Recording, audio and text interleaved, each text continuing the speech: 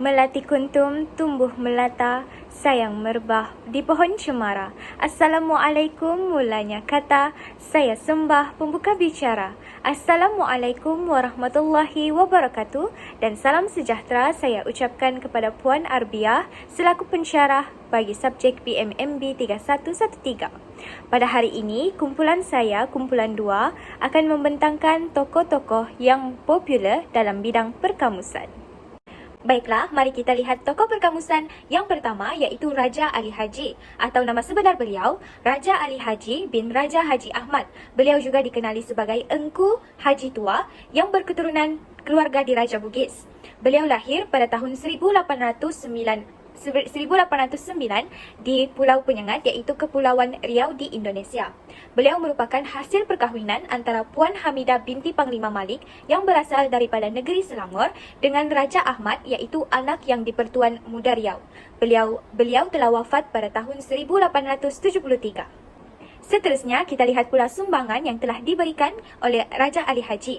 Yang pertama, iaitu pada tahun 1822, beliau telah menjadi utusan Sultan Riau untuk berjumpa dengan Governor General Baron van der Capellen. Yang kedua, sumbangan beliau yang kedua, iaitu melakukan evolusi terhadap karya-karya yang dikarang oleh ayahnya. Raja Ali Haji telah mencetuskan satu fenomena baharu dalam dunia penulisan manuskrip pada waktu itu. Antara pembaharuan yang telah dilaksanakan oleh beliau adalah unsur pentarikhan, pengakuan menggunakan sumber-sumber lain yang terdahulu sebagai rujukan dan pengabsahan, dan pernyataan pengarang sendiri agar kesilapan yang terdapat dalam tulisannya diperbetulkan oleh anak cucu terkemudian. Pernyataan tersebut telah diberikan oleh Siti Hawa Haji Saleh pada tahun 1997. Pada era sebelum kemunculan Raja Ali Haji, unsur tarikh dalam karya yang ditulis oleh pengarang ataupun penyalin tidak dititik beratkan lantaran mereka masih lagi belum menyedari tentang kepentingan unsur ini dalam penulisan manuskrip. Sumbangan Raja Ali Haji yang ketiga iaitu mewujudkan unsur pembebasan terhadap pujangga Melayu. Hal ini demikian kerana menurut Siti Hawa Haji Saleh, kira-kira pada tahun 1860 hingga 1872, tulisan telah diciptakan tidak dengan arahan raja atau untuk memenuhi keinginan raja menegakkan keabsahan asal-usul mitos raja negeri yang berkenaan. Pembebasan yang dimaksudkan adalah para pujangga tidak lagi terikat dengan sultan tentang karya-karya yang telah dihasilkan oleh mereka. Tidak seperti sejarah Melayu, hikayat Merong Mahawangsa dan lain-lain, hasil penulisan sejarah karangan Raja Ali Haji, khususnya dalam buku beliau iaitu Tuhfat Al-Nafis, Raja Ali Haji telah menciptakan ataupun telah menghasilkan karya berdasarkan desakan hasrat hatinya sendiri menurut Siti Hawa Haji Saleh pada tahun 1997. Baiklah, kita lihat pula sumbangan Raja Ali Haji yang keempat iaitu mengarang beberapa buah kitab agama. Jika kita telusuri dengan lebih terperinci lagi, Raja Ali Haji juga turut memainkan peranan dari aspek keilmuan dan juga keagamaan. Menurut Siti Hawa Haji Saleh, dari umur yang masih muda lagi, Raja Ali Haji sudah terkenal sebagai seorang ulama yang disegani, dan ini menerangkan sebab beliau mengarang beberapa buah kitab agama. Hal ini demikian kerana sewaktu zaman kegemilangan Raja Ali Haji, beliau telah menjadi penasihat dan juga guru agama kepada yang di-Pertuan Muda Raja Abdul Rahman, Raja Ali, Raja Abdullah dan juga Raja Muhammad Yusuf. Baiklah, sumbangan Raja Ali Haji yang terakhir iaitu menghasilkan manuskrip yang membincangkan tentang aspek keagamaan dan juga tata bahasa Melayu. Antara karya beliau yang menyentuh aspek-aspek tersebut adalah seperti syair Siti Siana yang membicarakan tentang hukum-hukum Islam seperti wudu, mandi, sembahyang, puasa dan sebagainya. Karya lainnya pula iaitu seperti syair Kitab Al-Nikah, syair Hukum Faraid, Gurindam 12 dan sebagainya. Raja Ali Haji juga banyak menggunakan bahasa kiasan sewaktu mencerna karya-karya beliau. Misalnya seperti syair Kitab Al-Nikah yang mana beliau menyindir golongan ahli agama yang diwakili oleh Lebay Guntur Haji Muda yang menggunakan perkahwinan Cina Cina buta sebagai jalan keluar untuk menyelesaikan masalah seorang suami yang gila talak. Namun sindiran yang dibuat oleh tokoh terulung ini juga tidak dapat dilihat secara konkret dalam setiap bait syair tersebut. Hal ini demikian kerana para pembaca perlu membuat pemerhatian dan juga pentafsiran sendiri secara halus terhadap karya bagi melihat maksud yang hendak beliau sampaikan dalam syair beliau. Baiklah, sedikit info tentang karya popular Raja Ali Haji, iaitu Kitab Pengetahuan Bahasa yang menerangkan tentang tata bahasa Melayu. Kitab Pengetahuan Bahasa ini ditulis dalam tulisan Jawi, terdiri daripada dua bahagian, iaitu bahagian mukadimah dan juga bahagian kamus, mengandungi keterangan tata bahasa Melayu yang berasaskan bahasa Arab dan juga banyak perkataan daripada logat daerah Kepulauan Riau Lingga dan juga dialek Bugis. Baiklah, antara karya-karya yang telah dihasilkan oleh Raja Ali Haji, iaitu yang pertama, Salasilah Melayu dan Bugis. Yang kedua, Tuhfat Al-Nafis. Tuhfat Al-Nafis ini merupakan antara karya Raja Ali Haji yang terulung pada era kegemilangan beliau. Kitab ini tergolong dalam karya sejarah kerana menceritakan tentang salasilah keturunan beliau. Karya Raja Ali Haji yang ketiga iaitu Bustanul Katibin. Karya ini merupakan hasil penulisan Raja Ali Haji yang jauh berbeza dengan karya-karyanya yang lain. Hal ini demikian kerana karya ini lebih melihat kepada aspek bahasa ataupun nahwu dan bukannya cerita-cerita sejarah seperti Tuhfat Al-Nafis. Terdapat pendapat mengatakan bahawa karya ini bukanlah sebuah hasil karya tentang nahwu Melayu, namun sebenarnya penggunaan bahasa Arab ke atas bahasa Melayu itu sendiri. Karya Raja Ali Haji yang keempat iaitu Gurindam 12, seterusnya syair Siti Syiana, seterusnya syair Suluh Pegawai, syair Hukum Nikah dan juga syair Sultan Abdul Muluk. Baiklah, tokoh perkamusan yang seterusnya ialah Meja Datuk Haji Muhammad Said bin Sulaiman. Sedikit pengenalan tentang tokoh ini. Nama beliau ialah Haji Muhammad Said. Dilahirkan pada tarikh 7 Oktober 1876. Tempat lahir beliau ialah Teluk Belanga, Singapura, dan beliau berhijrah ke Johor pada usia 22 tahun. Tokoh perkamusan ini telah memberikan banyak sumbangan kepada negara.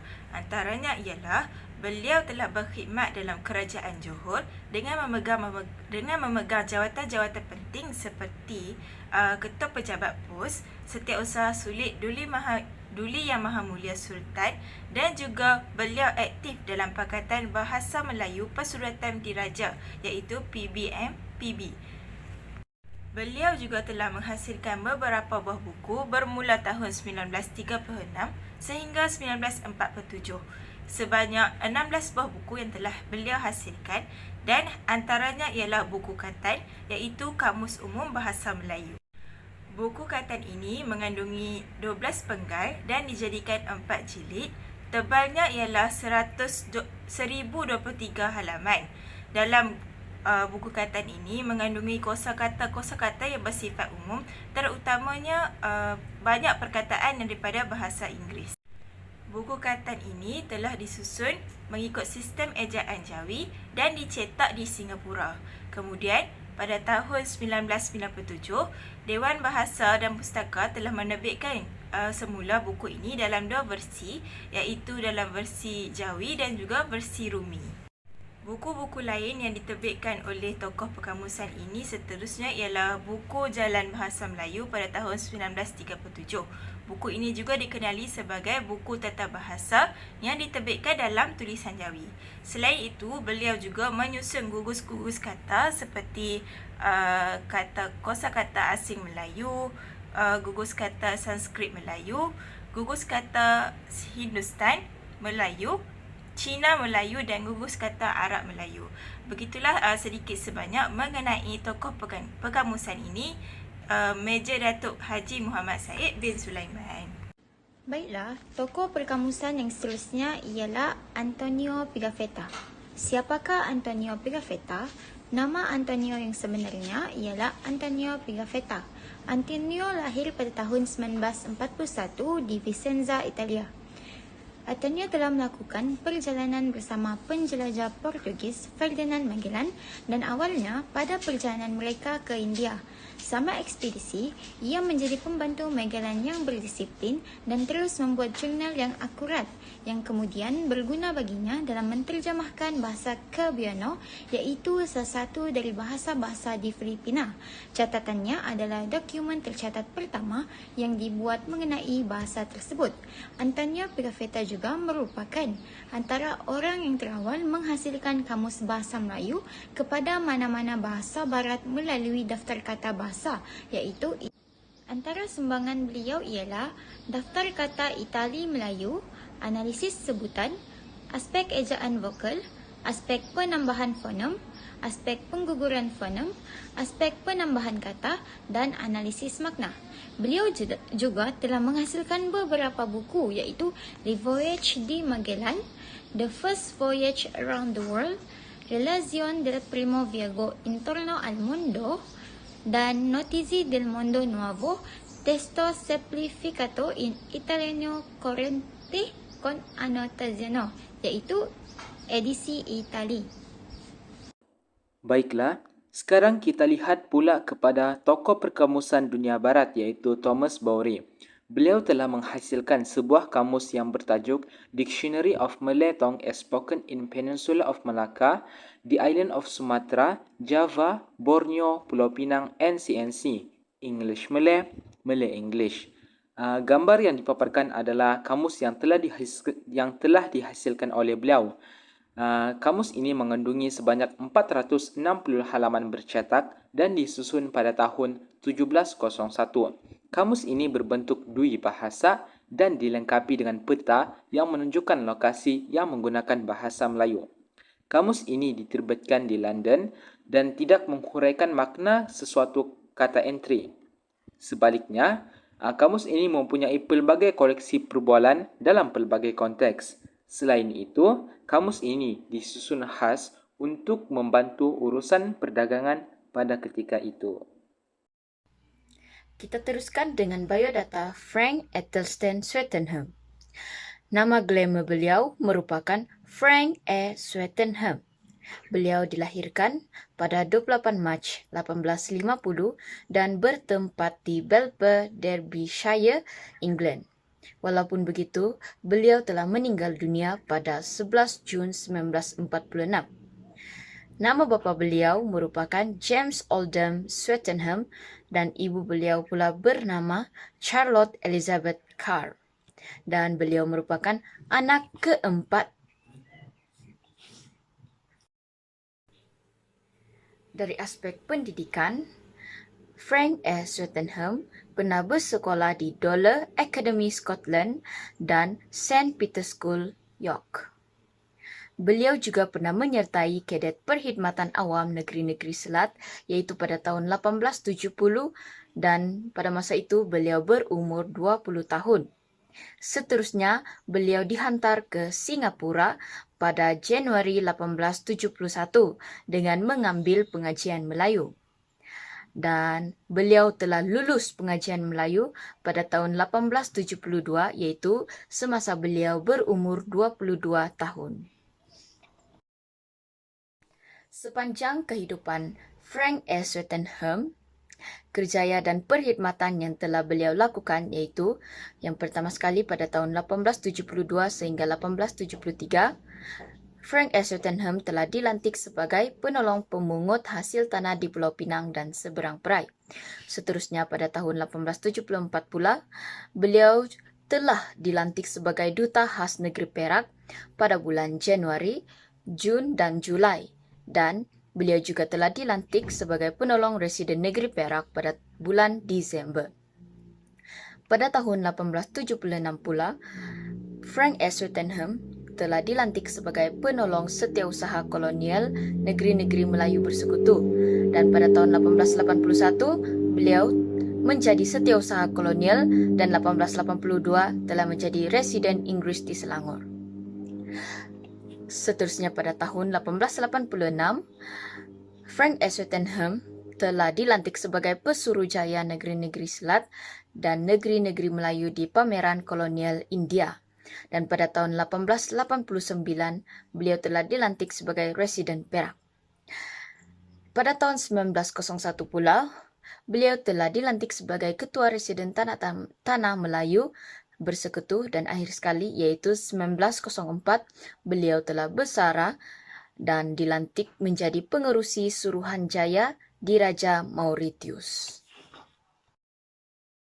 Seterusnya, sepanjang kehidupan beliau juga, Frank S. Swettenham telah menerbitkan buku-buku, iaitu pada tahun 1881 bertajuk Vocabulary of the English and Malay Languages. Dan pada tahun 1893 iaitu About Perak dan 1894 iaitu A Dictionary of the Malay Language dan pada tahun 1895 Malay Sketches dan pada tahun 1898 iaitu An Address Letters, 1899 The Real Malay, 1907 iaitu British Malaya, 1910 Report of the Mauritius Royal Commission dan pada tahun 1912 Also and Perhaps dan pada tahun 1925 Arabella in Africa. Bagi tahun 1942 pula buku yang telah diterbitkan iaitu Footprints in Malaya dan 1946 The Future of Malaya. Dan akhir sekali iaitu pada tahun 1967 iaitu buku bertajuk Stories and Sketches.